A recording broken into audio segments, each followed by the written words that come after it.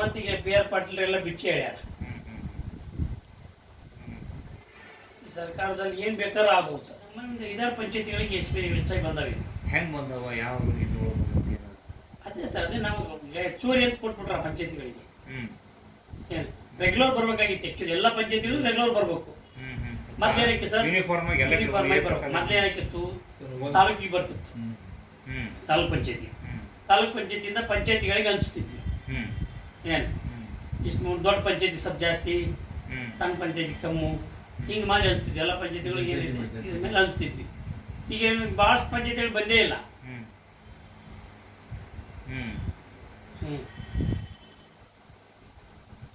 ಈಗ B R Patil ಅಷ್ಟೊಂದು ಅದನ್ನು ಓಪನ್ ಆಗಿ ಸರ್ಕಾರ ವಿರುದ್ಧ ಏನೋ ಒಂಥರ ಇಂಡೈರೆಕ್ಟ್ ಬಂಡೇಳೋ ರೀತಿ ಒಳಗೆ ಮಾತಾಡೋಲ್ಲ. ಭಾಳಷ್ಟು ಜನ ಶಾಸಕರು ಅದೇ ಪರಿಸ್ಥಿತಿ ಒಳಗೆ ಅದಾರ, ಕಾಂಗ್ರೆಸ್ ಶಾಸಕರು. ಈಗೇನಾಗಿದೆ, ಈಗ ಅವರು ಗ್ಯಾರಂಟಿ ಕೊಟ್ಬಿಟ್ಟಿದ್ದಾರೆ. ಗ್ಯಾರಂಟಿನ ವಿರೋಧ ಮಾಡಂಗಿಲ್ಲ, ನಾವು ವಿರೋಧ ಮಾಡಲ್ಲ, ಅವರು ವಿರೋಧ ಮಾಡಲ್ಲ. ಸರಿಯಾಗಿ ಕೊಡ್ರಿ ಅಂತಕ್ಕಂಥ ಭಾವನೆ ನಮ್ಮದು. ಅದು ಕೊಟ್ಟು ದುಡ್ಡೇ ಇಲ್ಲ ಸರ್ಕಾರದ್ದೇ. ಏನು ಅಭಿವೃದ್ಧಿ ಕೆಲಸಗಳಿಗೆ ದುಡ್ಡಿಲ್ಲ.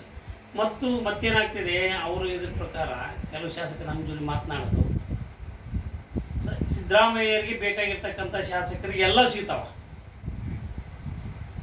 ಏನು ಇನ್ನು ಉಳಿದವರಿಗೆ ಗ್ರಾಂಟ್ ಇಲ್ಲ ಅಂತ ಹೇಳ್ತಾರ. ಸರ್, ಇವರು ಡಿ ಕೆ ಶಿವಕುಮಾರ್ ಪಾರದರ್ಶಕವಾಗಿ ಹಂಚಿಕೆ ಐತಿ, ಅದು ಹೆಂಗೆ ಲೋಪ ಹೆಂಗೆ ಸಾಧ್ಯ? ಅವ್ರು ಹೇಳಿದಾರಲ್ಲ, ಸಮರ್ಥನೆ ಮಾಡ್ಕೊಳ್ಳೋದು ಬೇರೆ.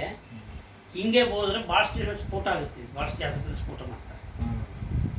ಒಂದು ಕಡೆ ಗ್ರಾಂಟ್ ಇಲ್ಲ, ಇನ್ನೊಂದು ಕಡೆ ಗ್ರಾಂಟ್ ಇಲ್ಲ. ಕೊಟ್ಟಿರ್ತಕ್ಕಂಥ ಗ್ರಾಂಟಿಗೆ ಟೆಂಡರ್ ಹಾಕಲ್ಲ. ಯಾಕಂದ್ರೆ ನೀವು ಅಪೆಂಡಿಕ್ಸ್ ಇದೊಳಗಡೆ ನೀವು ಗ್ರಾಂಟ್ ತಂದ್ರೆ ಅದಕ್ಕೆ ಟೆಂಡರ್ ಹಾಕಲ್ಲ ಮಂದಿ, ಯಾಕಂದ್ರೆ ದುಡ್ಡು ಕೊಡಲ್ಲ ಇವರು. ಅನುದಾನ ಬರಂಗಿಲ್ಲ ಅಂತ ಹೇಳಿ ಕೂತಿರ್ತಾರೆ, ಬಿಲ್ಲ ಕೊಡಲ್ಲ ಅವರು. ಮತ್ತೆ ಆ ಬಿಲ್ಲಿಗೆ ಮತ್ತೆ ಪರ್ಸೆಂಟೇಜು, ಯಾಕಂದ್ರೆ ಅವರು ಆರೋಪ ಮಾಡಿದಾರಲ್ಲ ಸರ್, ಗುತ್ತಿಗೆದಾರ ಸಂಘದವರು ಆರೋಪ ಮಾಡಿದ್ದಾರೆ. ಹೀಗಾಗಿ ಎಲ್ಲವೂ ಕೂಡ ನಿಲ್ಲಾಗ್ತಕ್ಕಂಥ ಪರಿಸ್ಥಿತಿ ಇದೆ.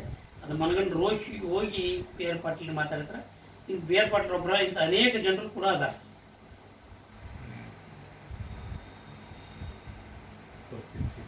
ಅದೆಲ್ಲ ಕಡೆ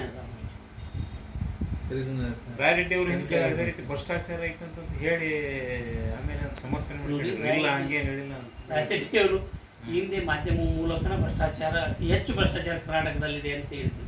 ಭಾಳ ಸತ್ಯವಾಗಿರ್ತಕ್ಕಂಥ ಮಾತು, ಅದು ಅವರು ಸತ್ಯನೇ ಹೇಳಿದ್ರು. ಆದ್ರೆ ಪಕ್ಷದ ಒಳಗಿದ್ದುಕೊಂಡು ಮುಜುಗರ ಆಗುತ್ತೆ ಅಂತೇಳಿ ಅವ್ರು ಪಾರ್ಟಿಯರು ಹೇಳಿದ ಮೇಲೆ ನಾನು ಹಂಗೆ ಹೇಳಿಲ್ಲ ಅಂತ ಹೇಳಿದ್ದಾರೆ. ಇವತ್ತು ನಾವೇನು ಹೇಳ್ತೀವಿ, ನೀವು ರೆಕಾರ್ಡ್ ಕೂಡ ಮಾಡ್ಕೊಂಡಿರ್ತೀರ, ಬರೀ ಹೇಳ್ತಕ್ಕಂಥದ್ದಲ್ಲ, ರೆಕಾರ್ಡ್ ಕೂಡ ಮಾಡ್ಕೊಂಡಿರ್ತೀವಿ. ಮತ್ತು ನಾವು ಯಾವ್ದು ಹೇಳಿವಿ ಯಾವುದಿಲ್ಲ ಅಂತಕ್ಕಂಥದ್ದು ನಿಮ್ಮ ತಂದಿರ್ತಕ್ಕಂಥ ಅದು ರೆಕಾರ್ಡ್ ಸತ್ಯ ಅಲ್ಲ. ಯಾವುದೋ ಒಂದಕ್ಕೆ ಬಿದ್ದು ನಾವು ನಮ್ಮ ಮಾತನ್ನು ತೆಗೆದುಕೊಳ್ತಕ್ಕಂಥದ್ದು ಸಮಂಜಸ ಆಗುತ್ತೆ. ಏನು ಹೇಳ್ತೀವಿ ಸ್ಟಿಕನ್ ಆಗಿರೋಣ, ಪ್ರಶ್ನೆ ಇರಲಿ, ಕಲಿಸಿದೆ ನಮ್ಮ ಗ್ರಾಂಟ್ ಬರ್ತಿದೆ. ಬಟ್ ಉಳ್ತದಲ್ಲ ಸರ್, ನಮ್ಮ ಕಿಕ್ಕೇಡಿ ನಮ್ಮ ಮರ್ಯಾದೆ ಇಟ್ಟು ಡಿಗ್ರಿ ಅವರ ಕೊಟ್ಟಿಲ್ಲ, ಇನ್ನೂರಿಗೆ ಕೊಟ್ಟಿಲ್ಲ. ಇಲಾಖೆ ಸಚಿವರು ಕೊಡ್ಬೇಕಲ್ಲ, ಹಂಗೆ ನಡೆದಿಲ್ಲ ಅಂತ ಕೊಡ್ಬೇಕು, ನಡೆದಂತ ಕೊಡ್ಬೇಕು. ಅಥವಾ ನಡೆದೈತೆ ತನಿಖೆ ಮಾಡ್ತೀನಿ, ಅವರು ಅಂತ ನಡೆದ ತನಿಖೆ ಅವ್ರ ವಿರುದ್ಧ ಕ್ರಮ ಕೈಗೊಂಡು ಏನು ಹೇಳ್ಬೇಕಲ್ಲ. ಅಧ್ಯಕ್ಷದ್ದು ಆಯ್ಕೆ ಆಗ್ಬೇಕು ನಮ್ಮಲ್ಲಿ. ಬಹುತೇಕ ಹೈಕಮಾಂಡ್ ಭಾಳ ಬೇಗ ಅದ್ರ ಬಗ್ಗೆ ನಿರ್ಣಯ ಕೈಗೊಂಡು ಯೋಚನೆ ಮಾಡ್ತಾರೆ. ನೀವು ಅದೇ ಅವರು ಆಯ್ಕೆ ಮಾಡ್ತಾರೆ, ಅವ್ರು ಏನು ಆಯ್ಕೆ ಮಾಡ್ತಾರೆ ನಾವು ಅದಕ್ಕೆ ಬದ್ದಿರಲೇಬೇಕು. ನನಗೆ ಅನಿಸಿದ ಮಟ್ಟಿಗೆ ಬದಲಾವಣೆ ಆಗಲ್ಲ ಅಂತ ಮೋಸ್ಟ್. ಹೌದಾ? ಆಗ್ಲಿಕ್ಕಿಲ್ಲ ಇವ್ರ ಮುಂದುವರಿಬೋದು. 2 ವರ್ಷ ಆಯ್ತು ಈಗ.